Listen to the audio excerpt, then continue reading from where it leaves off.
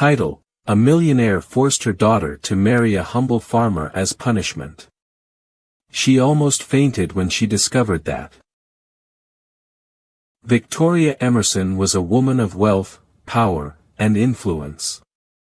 Known as a fierce business mogul, she had risen to prominence through hard work and cunning.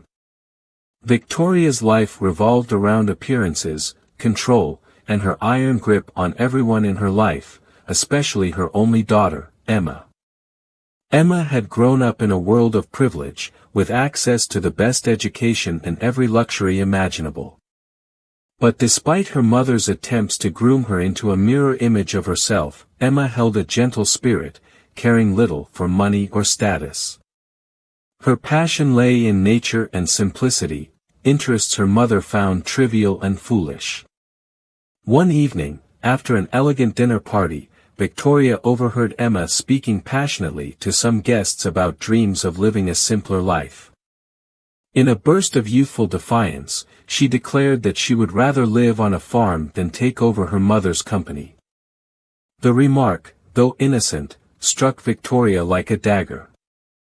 She couldn't bear the thought of Emma rejecting the empire she had built from the ground up. Victoria decided it was time for drastic action.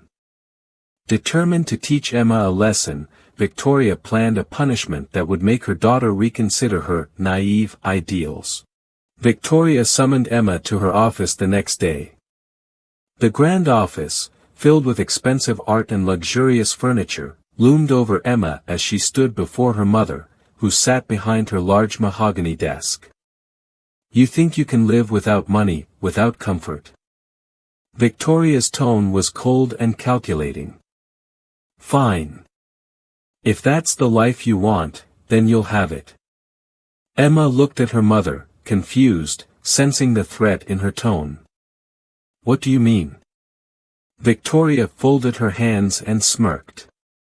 "I've arranged for you to marry a man who has no wealth, no name, nothing but his farm. If you believe you can survive without the privileges I've given you, then prove it. You'll live as his wife." Emma gasped, her face pale. She could hardly believe her mother was serious. But Victoria was known for her ruthless actions, and Emma could see the determination in her eyes. Her mother had chosen her punishment, and there would be no escaping it. Despite Emma's pleas, Victoria's decision was final. Within a week, Emma was introduced to her future husband, Liam, a humble farmer from a small village. He was quiet, gentle, and hard-working, with sun-worn hands and a face that spoke of days spent under open skies. Liam's simplicity and humility were in stark contrast to the world Emma had known. The wedding was small and modest, a far cry from the grandeur Emma was accustomed to. As the days passed, she found herself struggling to adjust to her new life. The farmhouse was humble, with creaky floors, simple furniture, and rooms filled with the earthy scent of nature.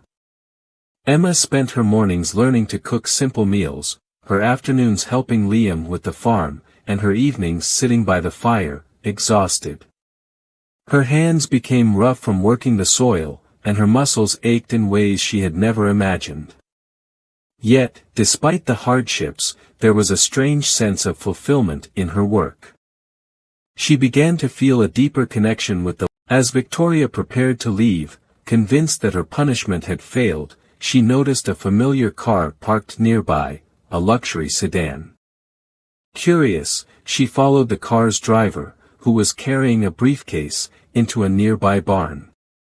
There, she overheard a conversation that left her speechless. The man was a lawyer, and he was there to inform Liam that he had inherited a fortune from a distant relative, a vast estate, properties, and shares in a prestigious agricultural company. Victoria listened, her heart pounding as she realized the irony. Her humble farmer son-in-law was now a millionaire in his own right. When the lawyer left, Victoria confronted Liam, demanding an explanation. Liam remained calm, explaining that he had known about the potential inheritance but hadn't told Emma.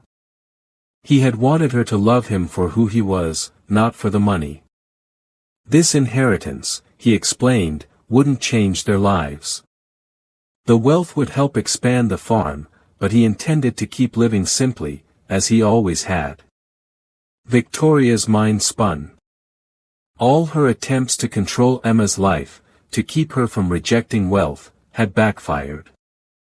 Emma's punishment had turned into a blessing, and she had fallen in love with a man who embodied everything she had once dismissed as worthless. As Victoria absorbed the reality before her, she was forced to confront her own values. She realized that all her life, she had measured worth by wealth and status, neglecting the deeper qualities of love, humility, and kindness. Emma's contentment, which she had never been able to give her through wealth, was found in simplicity and hard work, things Victoria had deemed trivial. Humbled and reflective, Victoria approached Emma. For the first time, she asked her daughter about her life, truly listening. Emma spoke openly about her happiness, her newfound sense of purpose, and her love for Liam, a man who had taught her to appreciate life's simplest pleasures. In a rare moment of vulnerability, Victoria apologized to her daughter, expressing regret for forcing her into a life that she hadn't chosen. She admitted that she had been wrong, that her obsession with wealth had blinded her to her daughter's happiness. Emma, touched by her mother's sincerity, forgave her, and they shared a long embrace. Victoria spent a few days with Emma and Liam, learning to appreciate the beauty of their lifestyle. She worked alongside them, planting seeds and harvesting crops, feeling a sense of accomplishment that money had never given her. By the time she left, Victoria had gained a new understanding of what true wealth meant. Upon returning home, Victoria found herself transformed.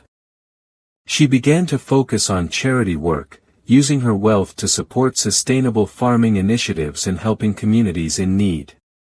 She frequently visited Emma and Liam, her relationship with her daughter growing stronger as they bonded over their shared experiences and newfound respect for each other.